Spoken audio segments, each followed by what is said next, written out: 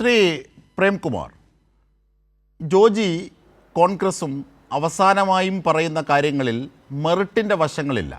അവിടെ പറയുന്നത് ഈ കോടതിയിൽ നിന്ന് രാജീവ് ചന്ദ്രശേഖരനും നേരത്തെ തന്നെ പ്രതിപക്ഷത്തിനും ഒക്കെ ലഭിച്ച ഉത്തരങ്ങൾ, ഇന്ന് ഏറ്റവും ഒടുവിലും ലഭിച്ച ഉത്തരങ്ങൾ തന്നെയല്ലേ പ്രതിപക്ഷത്തിനും വി ഡി സതീശനുമുള്ള മറുപടി എന്ന കാര്യത്തെ അവർ ചോദ്യമായി അഡ്രസ്സ് ചെയ്യുന്നില്ല. മാത്രമല്ല പല വിധത്തിലുമുള്ള വാസ്തവവിരുദ്ധമായ കാര്യങ്ങളാണ് പ്രസൻറ്റ് ചെയ്യാൻ ശ്രമിക്കുന്നത്. ഇവിടെ എവിടെയാണ് കോടതി സർക്കാരിനെ വിമർശിച്ചിട്ടുള്ളത്? SITയുടെ അന്വേഷണത്തെ പൂർണ്ണമായും സ്വാഗതം ചെയ്യുന്നു. ഹൈക്കോടതിയുടെ മേൽനോട്ടത്തിലാണ് ഈ അന്വേഷണം നടക്കുന്നത്. അതൊന്നും ചെവിക്കൊള്ളാൻ പ്രതിപക്ഷത്തെ പോലെ തന്നെ കോൺഗ്രസ് നേതാക്കളും തയ്യാറാകുന്നില്ല. കെ പ്രേംകുമാർ, ഇതിൽ ഏറ്റവും പ്രധാനപ്പെട്ട ഒരു കാര്യം, ഇവിടെ കേരളീയ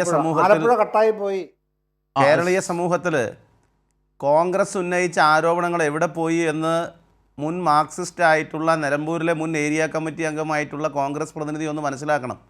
നിങ്ങൾ ബിരിയാണി ചെമ്പിൽ സ്വർണം കടത്തി എന്ന് പറഞ്ഞതല്ലേ? എന്തായി നിങ്ങളുടെ കേസ്?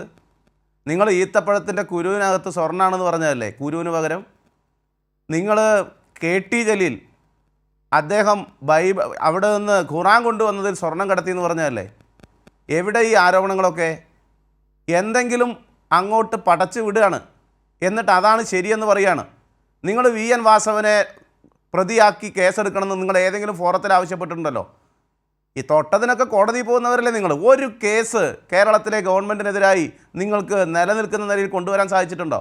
ഇപ്പോൾ ഏറ്റവും ഒടുവിൽ എന്തായി? സ്പ്രിംഗ്ലർ ആരോഗ്യ മേഖലയുമായി ബന്ധപ്പെട്ട ഡാറ്റ മുഴുവൻ സ്വകാര്യ കമ്പനിക്ക് ചോർത്തിക്കൊടുത്ത് പിണറായി വിജയൻ കമ്മീഷൻ വാങ്ങിയെന്ന് പറഞ്ഞതല്ലേ? എന്നിട്ടിപ്പോൾ എന്തായി? ഇപ്പോൾ നിങ്ങൾ പറയുകയാണ് ആദ്യമായിട്ടാണ് ശബരിമലയിൽ ഇത്തരം ക്രമക്കേട് നടക്കുന്നതെന്നാണ്.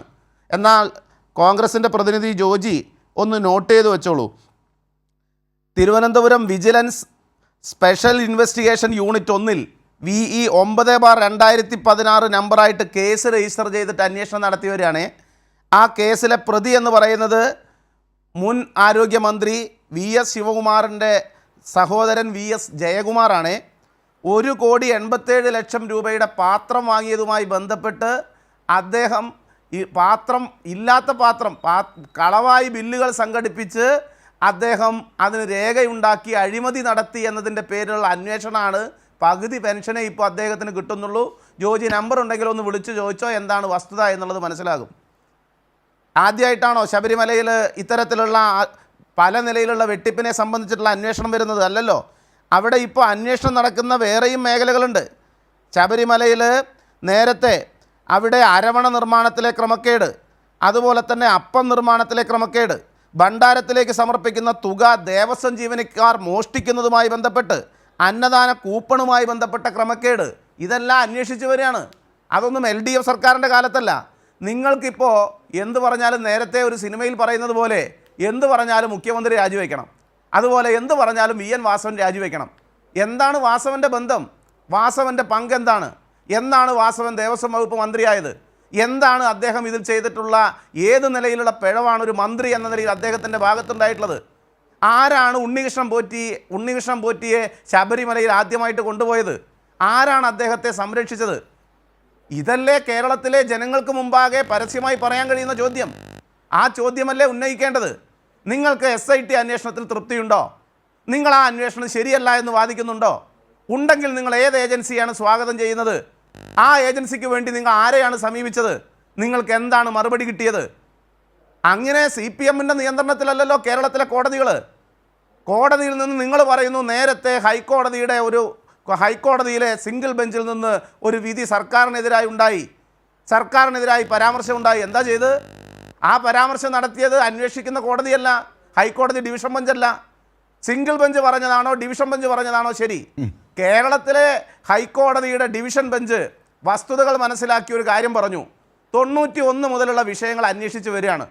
സാധാരണ നിലയിലുള്ള ഒരു കൊലപാതക കേസ് പോലെയോ ഒരു പ്രധാനപ്പെട്ട ഒരു കസ്റ്റഡി മരണം പോലെയോ ദിവസങ്ങൾ കൊണ്ട് അന്വേഷിച്ച് തീർക്കാവുന്ന ഒന്നല്ല ഈ വിഷയത്തിലുള്ളത്. അതുകൊണ്ട് അതിന് സമയമെടുക്കും. അതിന് ശാസ്ത്രീയമായ പരിശോധന വേണം. വെറുതെ പിണറായി വിജയൻ, കടകംപള്ളി സുരേന്ദ്രൻ, VN വാസവൻ എന്ന് കോൺഗ്രസ്സിന് പറയാം. നിങ്ങൾ ഒരു സ്ഥലത്ത് ന്യായമായിട്ടുള്ള ഈ വിഷയങ്ങൾ ഉന്നയിച്ചിട്ടില്ല. നിങ്ങൾ ഒരു ജുഡീഷ്യൽ ഫോറം മുമ്പാകെയും ഒരു പരാതിയും ഇവർ അഴിമതി നടത്തിയെന്ന് പറഞ്ഞ് കൊടുത്തിട്ടില്ല. അപ്പോൾ സ്വാഭാവികമായും അതിന് അന്വേഷിക്കാൻ സമയമെടുക്കുമെന്നും ഈ അന്വേഷണം കോൺഫിഡൻഷ്യലായിട്ടാണ് നടക്കുന്നതെന്നും അന്വേഷണ ഉദ്യോഗസ്ഥന്മാരിൽ പൂർണ്ണ വിശ്വാസമുണ്ടെന്നും അവരുടെ പേരിൽ ഒരു ആരോപണവും ഇതിനു മുമ്പ് വന്നിട്ടില്ല എന്നും സത്യസന്ധവും നീതിയുക്തവുമായി അന്വേഷണം നടത്തുന്ന ഈ ഘട്ടത്തിൽ അത് പെട്ടെന്ന് അവസാനിപ്പിക്കുന്നത് പ്രതികൾക്ക് രക്ഷപ്പെടാൻ നൽകുമെന്നുമുള്ള കൃത്യമായ സൂചന ഹൈക്കോടതിയുടെ ഡിവിഷൻ ബെഞ്ച് പറഞ്ഞാൽ പിന്നെ എന്താണ് കോൺഗ്രസിന് ഇതിൽ നിലപാട്? ഇത് കോൺഗ്രസിന്റെ നിലപാടാണ്. 21 തെരഞ്ഞെടുപ്പിൽ കോൺഗ്രസ് പറഞ്ഞ നിലപാടാണ്. എന്ത് പറഞ്ഞാലും ശരി മുഖ്യമന്ത്രി രാജിവെക്കണം, എന്ത് പറഞ്ഞാലും ശരി വാസവൻ രാജിവെക്കണം. അപ്പം നിങ്ങൾ ചിലരെ ടാർഗറ്റ് ചെയ്യാണ്, അവരിലേക്ക് അന്വേഷണം എത്തിക്കണം നിങ്ങൾ ഉദ്ദേശിക്കുകയാണ്, അവരെ പ്രതി ചേർക്കണം നിങ്ങൾ ഉദ്ദേശിക്കുകയാണ്. നിങ്ങളുടെ മനപ്പായസം ഉണ്ണുന്നത് പൂർണ്ണമായും നടപ്പിലാകണം കേരളത്തിലെന്ന് പറഞ്ഞാൽ അതിന് എന്തെങ്കിലും വസ്തുതയും വിശദാംശവും വേണ്ടേ? കേരളത്തിൽ ഇടതുപക്ഷം ഒരു നിലയിലുള്ള അഴിമതിക്കും കൂട്ടുനിൽക്കില്ല എന്ന് നാട്ടിൽ മൂക്ക് കീഴ്പോട്ടുള്ള എല്ലാവർക്കും അറിയാം. കോൺഗ്രസിൻ്റെ സ്വഭാവം എന്താണ് എന്ന് കൃത്യമായിട്ട് നാട്ടിലെ ആളുകൾക്ക് അറിയാം. നിങ്ങൾ വയനാട് ഫണ്ട് പിരിച്ചിട്ട് 30 വീട് വെച്ച് കൊടുക്കുന്നു പറഞ്ഞിട്ട് ഒരു വീട് നിങ്ങൾ വെച്ച് കൊടുത്തോ? ഒരു വീടിനുള്ള തറക്കല്ല് നിങ്ങൾ ഇട്ടോ? ജനങ്ങളിൽ നിന്ന് പണം പിരിച്ച് പുട്ടടിക്കുന്ന കോൺഗ്രസിൻ്റെ നേതാക്കൾ, യൂത്ത് കോൺഗ്രസിൻ്റെ നേതാക്കൾ, അവർക്ക് സംരക്ഷണം കൊടുക്കല്ലേ കോൺഗ്രസ്? കോൺഗ്രസിന് എന്ത് ധാർമ്മികതയാണ് ഈ കാര്യത്തിലുള്ളത്? തീർച്ചയായും